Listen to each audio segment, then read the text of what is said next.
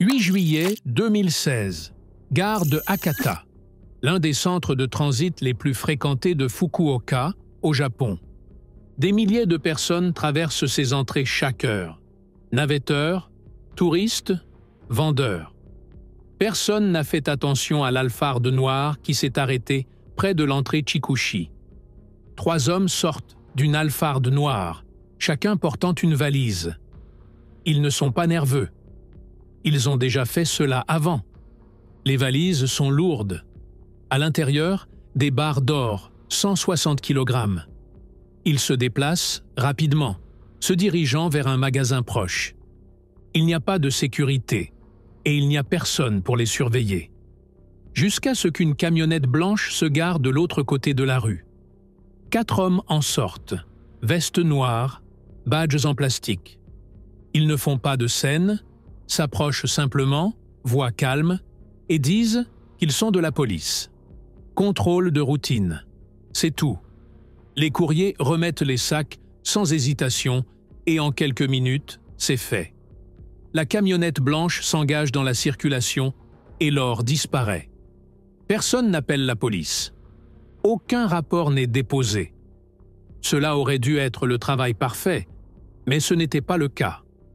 Voici l'histoire de comment une opération discrète devant une gare est devenue l'un des braquages les plus soigneusement planifiés du Japon et comment tout s'est lentement effondré. Voici Kazuki Noguchi, propriétaire de boîte de nuit, ex-détenu, connu à Nagoya pour ne jamais répondre 2 fois au même membre. Il n'était pas un gangster ou un membre de la Yakuza, mais il bougeait comme quelqu'un qui avait des raisons de garder un œil attentif sur la porte, toujours calme, toujours vigilant, et ne restait jamais dans le même bar assez longtemps pour être mémorisé. Son argent ne venait pas d'un seul endroit. Il avait des intérêts dans la vie nocturne, le divertissement, les importations, certains légaux, d'autres non, mais ce qui le rendait utile était son contrôle. Si Kazuki donnait sa parole, elle tenait, même envers des gens qui ne faisaient confiance à personne. La plupart du temps, il opérait avec son frère cadet, Naoki. Naoki restait silencieux, gérait la logistique, suivait l'argent, s'assurait que les clubs avaient l'air propre. Personne ne savait exactement ce qu'il faisait, mais quand quelque chose devait bouger, Naoki avait déjà 2 longueurs d'avance dans le plan. En 2016, tous les deux avaient trouvé leur rythme. Ils n'étaient pas voyants, n'étalaient pas leur argent, mais leur nom avait du poids dans les bons cercles. Quand un travail avec de gros enjeux et où l'échec n'était pas une option se présentait, Kazuki était celui en qui les gens avaient confiance. Cette confiance fut mise à l'épreuve en juin 2016. Cela commença par un appel. Kazuki reconnut immédiatement la voix. Nakagaki Ryuichiro, un ancien partenaire dont il n'avait pas eu de nouvelles depuis des années. Ils avaient commis des vols ensemble autrefois. Nakagaki avait fait son temps, gardé profil bas, puis avait disparu. Maintenant, il était de retour. Et il avait quelque chose en tête. Il dit qu'il y avait un homme, quelqu'un qu'il appelait Kei, qui avait besoin d'aide pour faire disparaître de l'or officieusement. Pas le déplacer physiquement, mais le faire disparaître. Le plan était de simuler un vol, le faire paraître réel. Il ne voulait pas d'armes ou de violence, juste assez de présence pour prendre l'or et disparaître. L'histoire était que Kei ne voulait pas payer d'impôts. Il essayait de faire paraître l'or volé pour ne pas avoir à le déclarer. Kazuki commença à poser des questions. Qui est le client? Comment te connaît-il? Pourquoi m'offrir la moitié? Nakagaki ne pouvait pas nommer l'homme, dit que cela n'importait pas. Ce qui importait était que Kei avait déjà tout organisé. Il avait déjà arrangé le transport. 5 valises pleines de barres d'or seraient déposées devant un magasin de métaux précieux près de la gare de Hakata, à Fukuoka. Les courriers les déplaceraient d'une camionnette vers le magasin, sans sécurité ni escorte. Tout se passerait en moins de 10 minutes. Kazuki n'était toujours pas convaincu. Le paiement offert était trop élevé. Si Kei gardait le travail secret, pourquoi abandonnerait-il la moitié? Nakagaki lui dit que c'était une question de confiance. Le client ne voulait pas de désordre. Il voulait quelqu'un qui avait de l'expérience, quelqu'un qui pouvait gérer le timing, la circulation et la pression sans créer de gros titres. C'est pourquoi il avait appelé Kazuki. Kazuki ne dit pas oui, mais il ne raccrocha pas non plus. Le lendemain, il appela son frère Naoki et lui exposa tout. Qui avait appelé? Quelle était l'offre? Combien d'or était en jeu?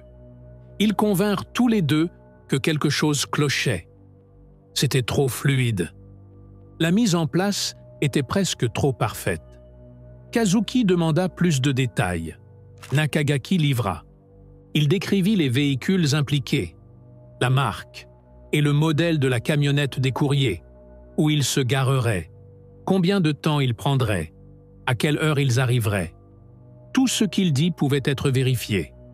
Ce n'étaient pas des suppositions. Kazuki accepta un essai. Ils iraient à Fukuoka.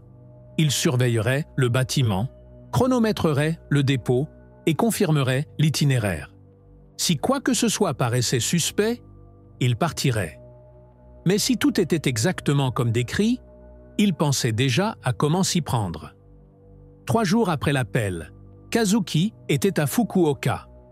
Il n'amena pas d'équipe, juste Naoki. Ils se garèrent près de la gare de Hakata avant le lever du soleil et attendirent dans la voiture jusqu'à ce que la zone devienne animée. Pas de tenues spéciales ou de couverture, juste un presse-papier et de la mousse, se fondant comme n'importe quelle équipe logistique de routine.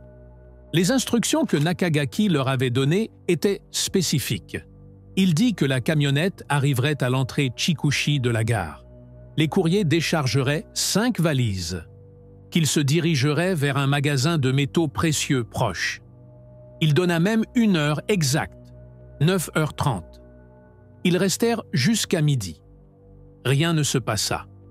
Le lendemain, ils essayèrent encore. Cette fois, une alfarde noire se gara bien. 3 hommes sortirent avec des valises, mais l'un d'eux ne correspondait pas à la description. Un homme plus grand, avec une queue de cheval attachée. Kazuki n'aimait pas les variables. Ainsi, ils se retirèrent. Après cela, il appela Nakagaki et exigea plus de détails. Qui étaient ces courriers? Combien de personnes étaient dans la voiture? Que savait réellement le client sur l'itinéraire de livraison? Nakagaki dit que les 2 premières tentatives avaient été des répétitions. Le vrai dépôt était prévu pour le vendredi suivant. Même camionnette, même entrée, 5 valises. Mais cette fois, le timing ne changerait pas. L'échange aurait lieu. Kazuki prit une décision. Il était dedans. Au cours des jours suivants, le groupe se rassembla discrètement à Nagoya.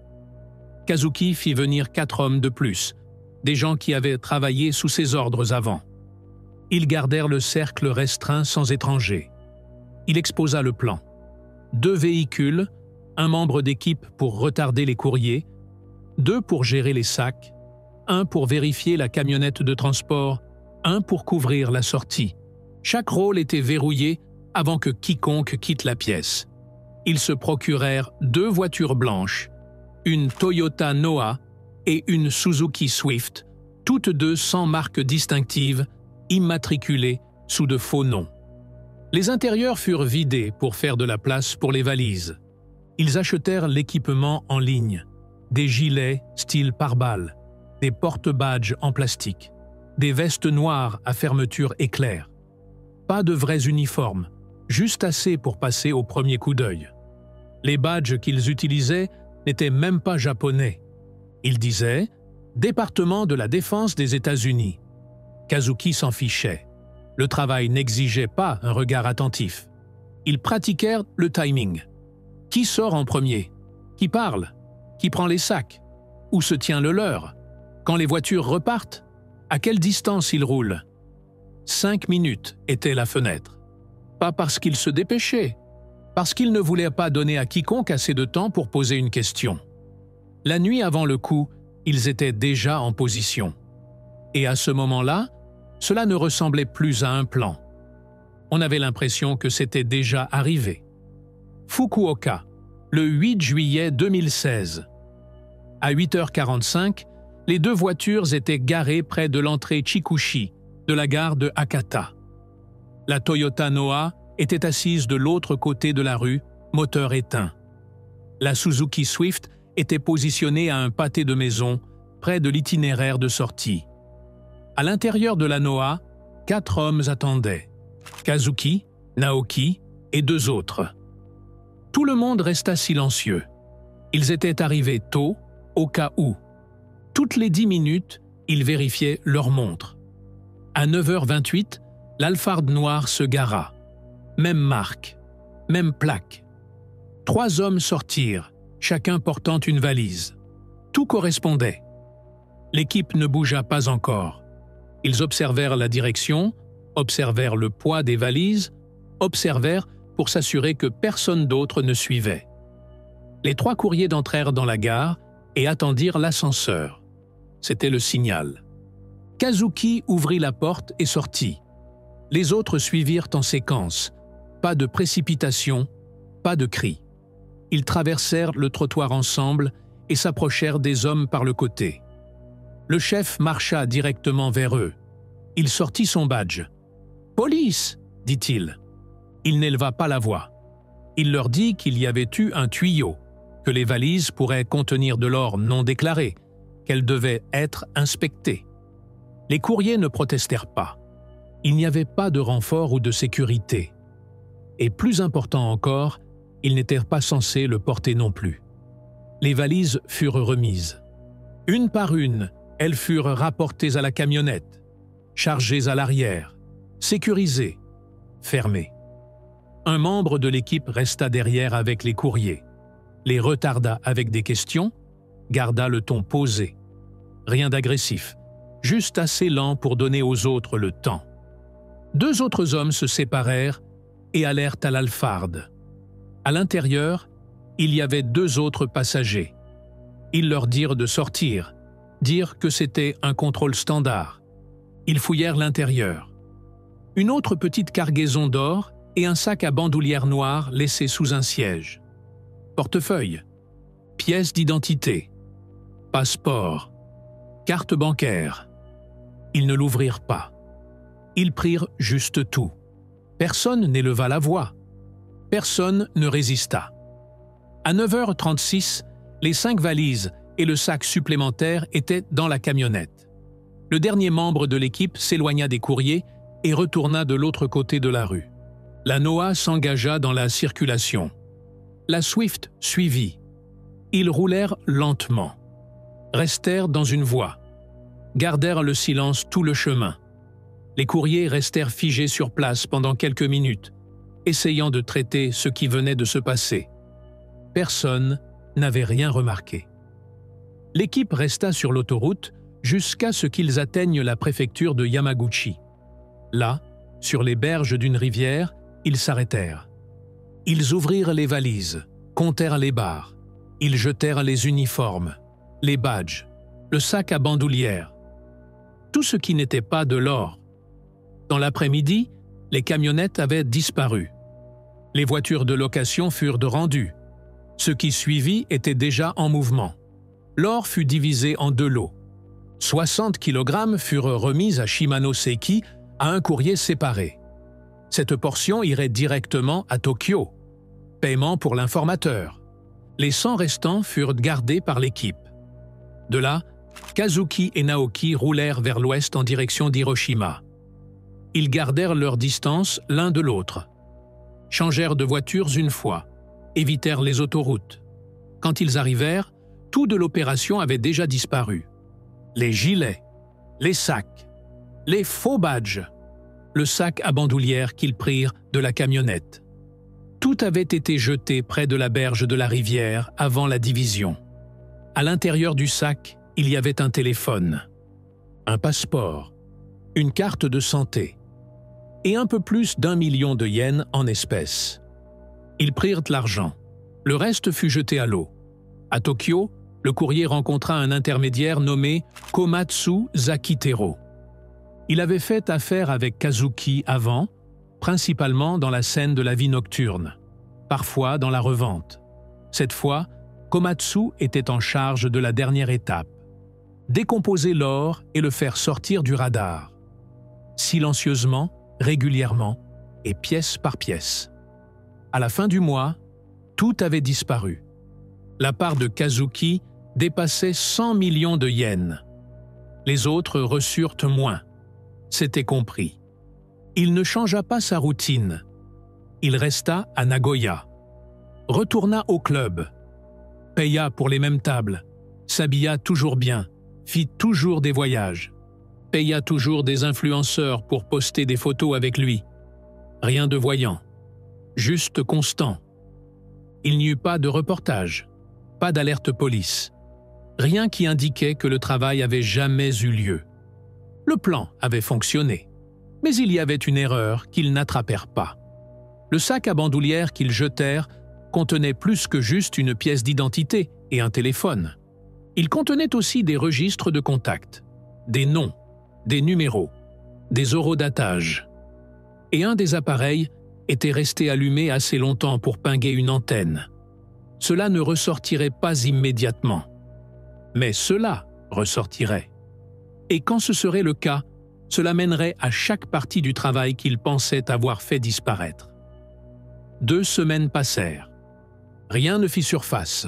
Pas de rapport, pas de suspect, et pas une trace de l'or. C'était comme s'il avait disparu dans les airs. Puis, une histoire apparut dans l'Asahi Shimbun. Elle ne mentionnait pas Kazuki, ne nommait aucun suspect, mais elle disait que le 8 juillet, 3 hommes avaient été approchés par ce qu'ils croyaient être des officiers de police devant la gare de Hakata et s'étaient fait prendre leur or. Le journal n'expliquait pas d'où venait l'or. Il disait seulement que la police enquêtait maintenant sur un possible cas d'usurpation frauduleuse. C'était la première fuite. La suivante arriva 1 semaine plus tard. Des sources policières confirmèrent aux journalistes locaux que l'or n'avait pas été enregistré par les douanes.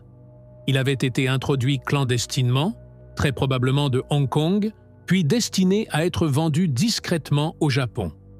Cela compliquait les choses.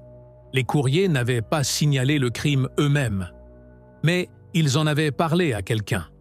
Et finalement, cette parole revint aux forces de l'ordre. Une fois que cela arriva, l'histoire ne put rester contenue. Elle atteignit la presse nationale. Maintenant, ce n'était plus seulement un vol d'or.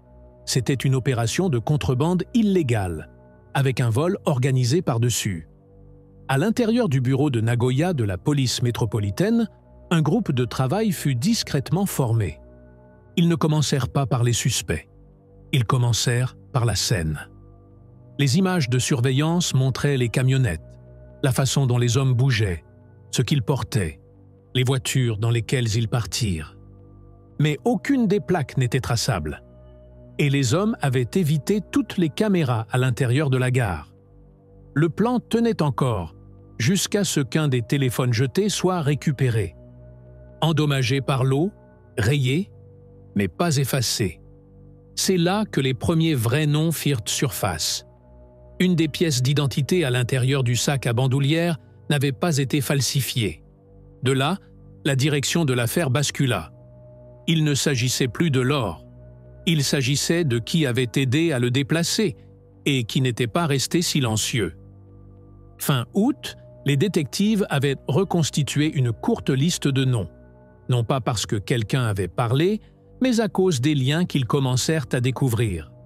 Le téléphone récupéré du sac était enregistré sous une fausse identité, mais il avait été actif des semaines avant le braquage, passant des appels à des numéros jetables, dont la plupart étaient depuis devenus inactifs. Mais 2 d'entre eux restaient actifs. L'un appartenait à un homme ayant des liens avec une entreprise de négoce d'or à Shinjuku. L'autre remontait à un appartement à Nagoya, loué sous un nom que la police avait déjà vu. Ce nom les mena à Naoki Noguchi. Ils n'agirent pas contre lui immédiatement. Ils attendirent, construisirent la toile.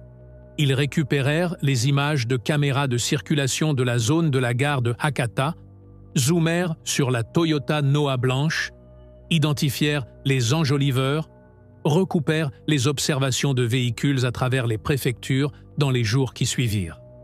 Finalement, la camionnette réapparut, devant un terrain au bord d'une rivière à Yamaguchi. C'est là qu'ils trouvèrent des objets jetés dans une benne à ordures proche. Des porte-badges en plastique, un gilet pare-balles et une pièce d'identité gorgée d'eau qui avait été signalée disparue des mois plus tôt. Pourtant, rien n'était suffisant pour porter des accusations, mais cela leur donnait assez pour surveiller. Puis, la percée vint de l'intérieur.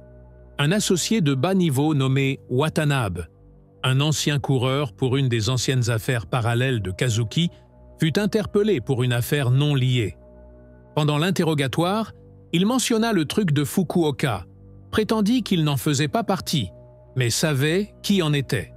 Watanabe dit que Kazuki l'avait accompli, qu'il s'était vanté du gain des semaines avant que cela arrive, dit que le plan était de faire paraître le travail comme un jeu fiscal, utilisant de faux badges pour tromper les courriers, dit que cela venait de quelqu'un de haut placé, mais ne savait pas qui. C'était suffisant. Le 18 octobre 2016, Kazuki Noguchi fut arrêté à son appartement à Nagoya. Il se rendit calmement, ne dit rien. Dans les 2 heures, son frère Naoki fut également pris en garde à vue. Puis les autres. 7 arrestations au total, toutes de la même équipe.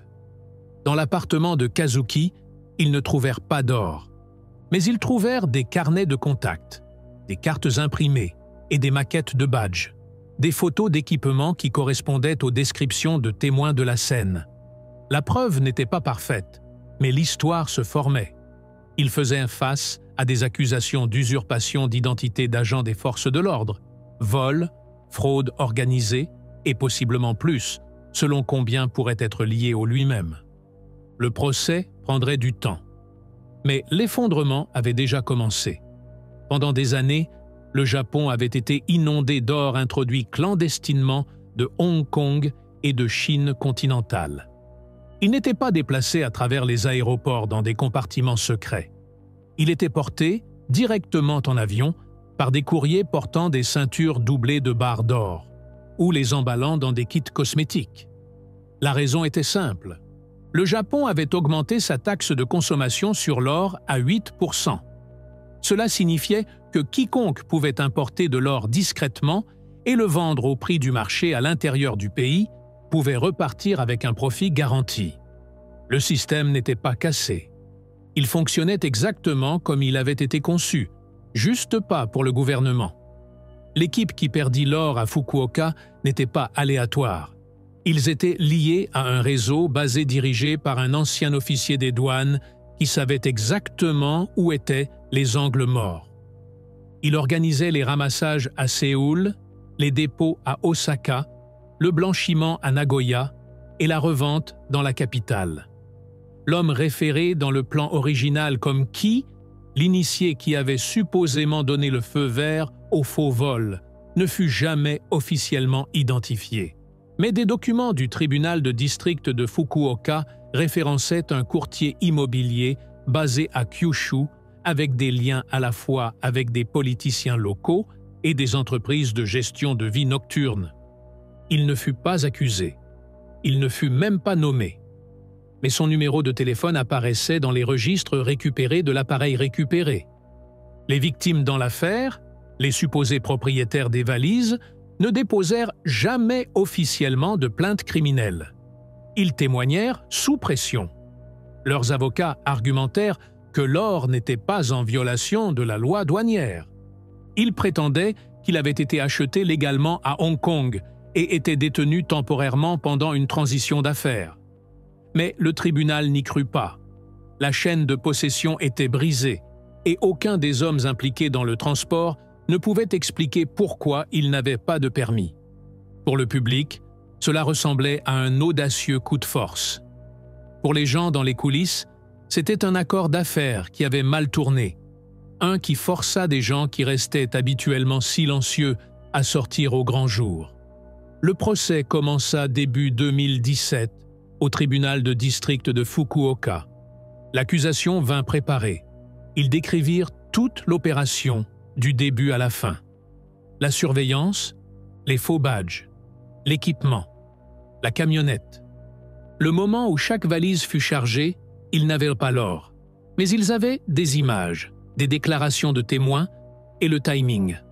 La défense de Kazuki ne contesta pas la mécanique. Ils ne nièrent pas que les voitures furent louées sous des alias ou que l'équipement correspondait à ce qui fut trouvé dans la rivière. Ils argumentèrent l'intention.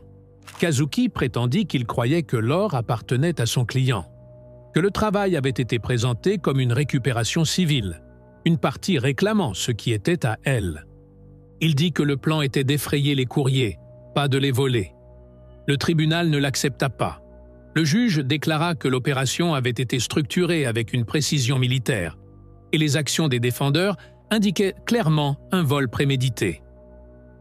En avril 2017, Kazuki Noguchi fut condamné à 9 ans de prison. Son frère, Naoki, reçut 8 ans. Le reste de l'équipe reçut des peines allant de 5 à 7 ans selon leur rôle. Pendant la condamnation, le juge ne mentionna pas l'homme connu comme Kei. Son nom n'apparut jamais dans le verdict. Il n'y eut pas d'enquête sur qui finança l'or, pas d'enquête sur comment il traversa les frontières. Cette partie de l'histoire resta intouchée. Quand Kazuki fut escorté hors de la salle d'audience, il resta silencieux. Il n'y eut pas d'appel ou de déclaration publique. L'affaire se termina avec à peine un bruit. Pas de caméra, pas de presse. Juste un dossier fermé et un casier à preuve vide. Et les 160 kg d'or ne furent jamais retrouvés.